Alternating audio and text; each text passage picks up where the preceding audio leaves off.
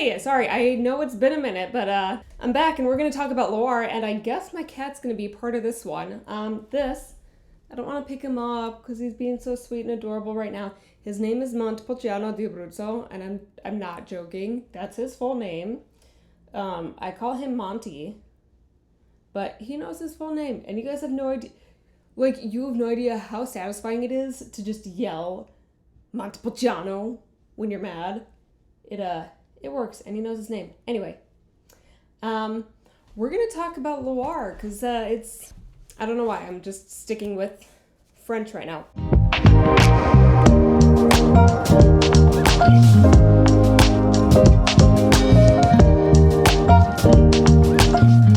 But Loire Valley, this is very introductory and there's a lot to cover in it, so I'm not going to go over like too much of it because you guys are very new to wine and I don't want to overwhelm your very excited little brains right now. So, basics of it. Where is it? Well, it's in France and it's in the northwest part of the country. And it's really, Loire is so interesting because it's not just like this chunk of like an area of the country. It's like this elongated kind of area and it goes from coastal inland. It's basically just like a lot of different terroir that you're working with throughout the place. And there's different subregions, and what's really interesting to me about this is the French, they're so French about this. They're just like, we're gonna do what we do, whatever, to everyone else. So that's what they're doing. And so I'll tell you, when we're studying it and like what I learned and what I know a lot of other people are taught as sommeliers and other wine professionals, when we learn about Loire is we learn about these different wine regions or these different subregions of it, starting with the Pays-Nantais and then Anjou, Saumur, Touraine, and then the Central Vineyards. But you might not hear French people really talk about it that way. There's a lot of different appellations within there, and that's really what they're so focused on. And I mean, one of the most famous is Sancerre, and they're really well known, especially in other markets outside of France. They're very well known for their white wines, which is made of Sauvignon Blanc. And little side note for you guys, they also make red and rosé from Pinot Noir, and they're really good. What's so special about Sancerre is they have this soil there that's called silex soil. So that's what we'll get into like in the next level of your education. We'll dive into those kinds of topics. But for now, we're going over those basics. So yeah, you know that it's this kind of like elongated region that goes coastal inland. And well, what does that do? How does that affect things? Well, on the coast, you're getting a lot of influence from the ocean, and that's the Atlantic, and you're getting those winds, and you have different temperature changes throughout the day. And then as you go inland, it goes along the Loire River, which is actually Loire. There's also a river that's Loire, that's Loir, and that's a tributary of the larger Loire River. I know it's confusing, but I have a map up here for you to take a look at. So we have influences from the river too, and especially in places where they do dessert wines, because in Loire you get everything. You have dessert wines, you have really dry wines, you have sparkling, you have reds, whites, and rosés. And with that influence along that river, we have some areas where they're making dessert wines in similar styles to Bordeaux. You know how we have Sauterne, that's so well known, and it's like that botrytis wine, and they make those in Loire too. So just to dive a little bit deeper into this, I have this pie chart for you to take a look at, and if you see there, it's broken up into kind of roughly how much of different styles of wines they make. So the largest one here is white wines, followed by rosé, and then red, and then sparkling. There's actually quite a bit of organic production here, and you know what, if we want to talk about biodynamics for a second, you have got to know the name Nicolas Joly. Joly is like the biodynamic guy of Loire. Like, everybody knows who he is, so that's a name that you want to know, and we could talk about him a little bit more. A producer I love is Catherine Pierre-Breton, and their wines, yes, they are natural, but they still have like, they might have a funk, they might have like something that's just a little different, but they put so much thought into what they're doing that their wines don't taste like someone just like threw it in a vat and said, okay, do your thing, I'm not going to touch it. They really know what they're doing, and their wines show, and they are cleaner, but I wouldn't call them like super classic clean wines. Anyway, go ahead, try to find some. They have some really, really fun wines, and they're not terribly expensive either. So the entire Loire Valley is, say, at least about like a quarter of it is organic. And, that's always changing. There are more producers doing things that are changing to either maybe not doing that one year, or they're working towards certifications, so that number will always be changing, and I'll have a link in the description below for you to do your own little research on that so that you can see and stay updated with those changes. Bourgie is 40% organic, and Coulis de Sarente appellation, that is 100% biodynamic, and that is, again, Nicolas Joly.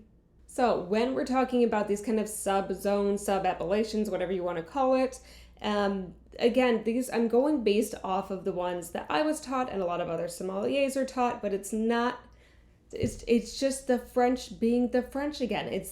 If you go there, I would not necessarily use these terms when I'm talking to a French person about these wines. Some of them they use, some of them they don't.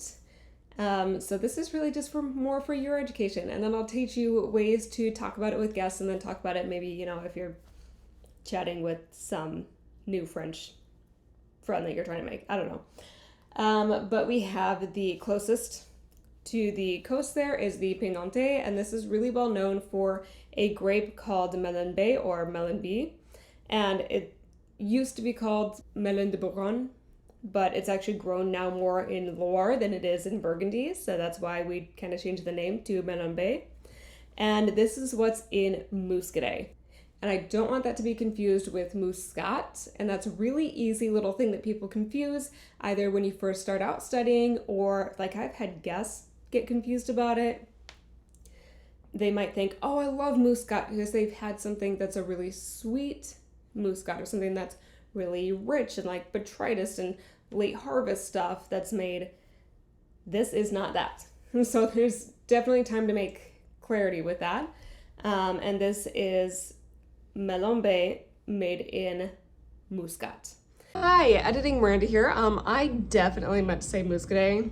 These ones are wonderful. They're like kind of salty. I almost call them a little bit crunchy sometime. Pretty decent acidity, and they're gorgeous with seafood, especially oysters. And it's really fun to pair because whenever you're working with oysters, like where they come from, the time of the year, they have different like flavors and textures, and it's the same thing with these wines, and that's why I think they're so fun to play well with. But it's kind of just widely known. A lot of people say, oh yeah, Muscadet and oysters, perfect pairing, whatever. But there's so much more, and you guys can play with it, and I highly recommend you do like get a couple different bottles of a Muscadet, and then like seriously get people together, get industry people together, be like, we're gonna try these different Muscadet and these different oysters together raw, and try to figure out what's the best pairing. See how things work together, how the wine affects the food, how the food affects the wine, and what you're tasting and experiencing, and how the whole thing makes you feel, because it's really an art with that. Yes, there is science behind it. There's a lot of science behind it. You guys will hear me talk about that. But pairing is also an art, and that's when I say have fun with it. And this is a really fun one to do. It's always been kind of a dream of mine to work somewhere where I could do a pairing course of just different Muscat. Muscadet with different oysters, because I think it'd be so much fun. Anyway, on the labels, yes, if it says Blanc, it's 100% Melon. And one additional thing you might see on the label is sur lie, and that means that it is aged on its lees. And if you remember, lees is pretty much like, imagine during fermentation, you have this tank, and there's the yeast in there, and then the yeast eventually dies, and it falls and it settles at the bottom of the tank. And when it sits there, it releases imagine like releasing different aromas and flavors and textures into the wine, and that is used in several different wines, most notably champagne. And it's used in other wines too, like this. Sometimes you see this yearly, and I think these are really nice because they have a little bit more texture and complexity to them.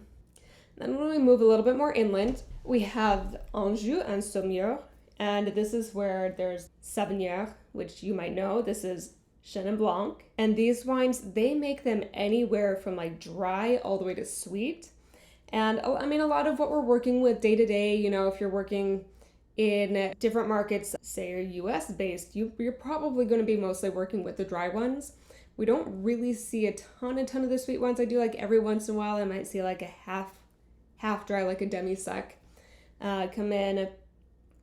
But it's just, we don't really have the market for that, of people really being familiar with it, and they might be scared of it. But just know that they do make dry through sweet Chenin Blanc.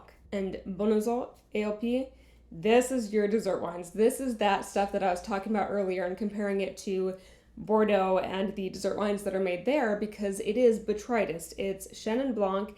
It's a botrytis dessert wine, which means the botrytis attacks the grapes. It's a type of bunch rot, but in bad cases, it turns into black rot. And in the good cases, when we need to do this in places where there's that humidity, it creates these like honeyed saffron kind of notes in the wine, and it's really pretty. And Chenin Blanc is already such an interesting grape because it can have these really earthy flavors to it, like almost sometimes it's like woolly, sometimes it's almost like cheese, like seriously like cheese, or like button mushrooms is another one that people like to use, and some herbaceous notes in a different Chenin Blanc from different areas. And it might even be just like a vintage to vintage change. But just a little note for you guys to know is these wines from this appellation, they have to have a minimum of 51 grams per liter of residual sugar. And when you're a professional, I'd say, gosh, even if something has like 5 grams per liter, you should be able to taste that. And if something's, like 12 grams or higher, I would say the average consumer could definitely tell that difference. So 51, that's a lot, and people are going to know that is sweet, sweet, sweet. And then we have, the Anjou AOP and the Saumur appellations. These are just general appellations over those different areas, and they are making red, white, rosé, and sparkling wines. Anjou is mainly Chenin Blanc and Cabernet Franc, and as is Saumur. And then as we continue going in, we have Touraine, and this is where there's Chinon, which you might know for the Cabernet Franc. These are like those funky Cab Francs, Vouvray, Blanc, and Chenin. I love all of these for different reasons. I don't want to jump again too much. I got really excited in those last ones to talk about it with you guys. But these ones, like you have your study guide here. You can go along with everything. Chinon is, especially in export markets, really known for that like funky, woolly Cab Franc. And Vouvray is mainly Chenin Blanc. There's a little bit of Arbois that can be blended in. It's like up to 5%. And these ones, a lot of people are really familiar with this. It is something that I would study if I were you, because customers know it, guests know it, they're familiar with it. You might have people who are like, oh, I just went to vacation, I was in France, I went to Loire, and I had this like amazing wine. They were like, it's called Vouvray. Do you have anything like that? They're gonna know Vouvray, they're gonna know Sancerre, they might know Chinon, and then, like I said earlier, people know Muscadet, but don't let them catch you on the Muscadet and Muscat. I've had some interesting conversations with people between the two of those. Muscat. Muscat. But yeah, one big thing to know, Blanc is red and rosé only, and that's made from Cabernet Franc. And Chenin, this one's really interesting because so far we've talked about like Melon and Chenin Blanc, a lot of those, and this is the first one we're getting to in what we're studying so far in Loire, that is Sauvignon Blanc. They also use Sauvignon Gris in there, and then like Gamay and Pinot Noir. So these are definitely, I would say, lighter wines here. But I'm going to tell you, like, keep your eye out for these, because some of these are like a really good bang for your buck kind of wines. And they are amazing. They taste absolutely incredible. And especially with how expensive things have been getting with importing wines, especially I'll say right now, if you're in the United States, we are experiencing a lot with the tariffs and starting to see some of these prices hike up. this is something I'd look out for, because this is going to be a much better quality for the price point that you're getting. And now into what I'll say the Americans and a few others like to call the Central Vineyards. This is where we have Sancerre, and it's kind of like at the end of the Loire River, there's this like curve, and that's where these vineyards are. It's at that tail end of the Loire Valley. So the two appellations I really want you guys to remember are Sancerre and Pouilly-Fumé. Different than Fouissé from Burgundy. This is Fumé, this is Sauvignon Blanc. And you know what, when I was studying this, it was really hard for me for a little while to remember. I was like, which one's where, which is the Pouillys, which one's the Fouissé, and which one's the Fumé, because they sound very similar, they look similar, and it's one is Chardonnay and one is Sauvignon Blanc. And then I remembered seeing like Fumé Blanc on a lot of California wines, and these are Sauvignon Blanc. So, Pouilly-Fumé, Sauvignon Blanc, okay? You can remember it however you want, but that's what worked for me. And then Sancerre, as I mentioned earlier, really, really well known, especially in export markets, for the Sauvignon Blanc, because they, these are really interesting wines because they do sit in this like different kind of soil in different areas. Well, there's one specific special soil that's found in parts of Sancerre that just produces these incredible wines that honestly, they taste so different than like any other Sauvignon Blanc I've ever had. And gosh, there's a restaurant I've been working in for a bit now that we have one, and oh my goodness, I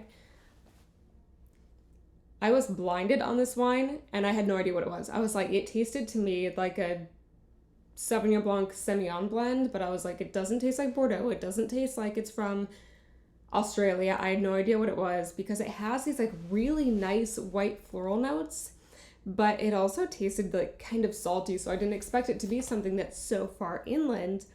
And I really encourage you guys to like try to be a part of groups, because yeah, sometimes these wines can be a bit more pricey. And I know that's really hard on a lot of people, especially when you're starting out with this. You know, studying wine feels like it can be a big expense, and that's part of why I do these videos. I don't want that to be really getting in the way for anyone's education, because I believe that no one should have to pay for education. I think it's ridiculous. So yeah, try to be a part of a group, because then you guys can like pull some money together and taste wines like this as a group.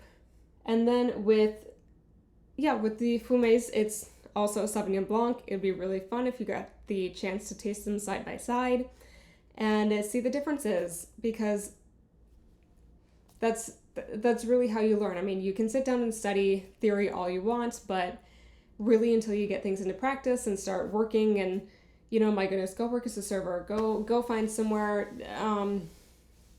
It doesn't even have to be a restaurant that has a sommelier working, because hey, I'm doing this, and I became a sommelier before I ever even met someone else who did it, so it can happen. But yeah, it's really fun. Loire is weird. You get a really big range of wine styles and really age-worthy wines, I'll say. Like these Chenin Blancs, by the way, can age beautifully. I've had some that are from like the 60s.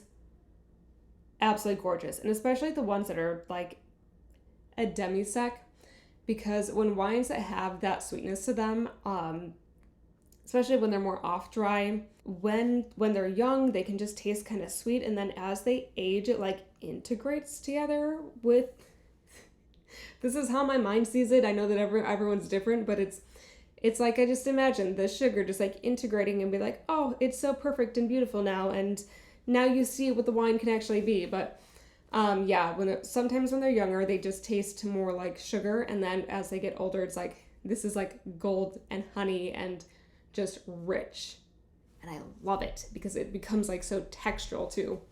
But yeah, just have fun. Watch out for those Chardonnays because they are incredible value wines. Chinons are like funky, crazy reds from Cabernet Franc, and then those Muscadets. Yeah, finally, I got the Muscadet. Like, have fun with those, because I'm going to tell you, I bought some of those. Gosh, I've done tastings with like ranges of very high-end expensive wines, and then Muscadet that I bought for $12 a bottle.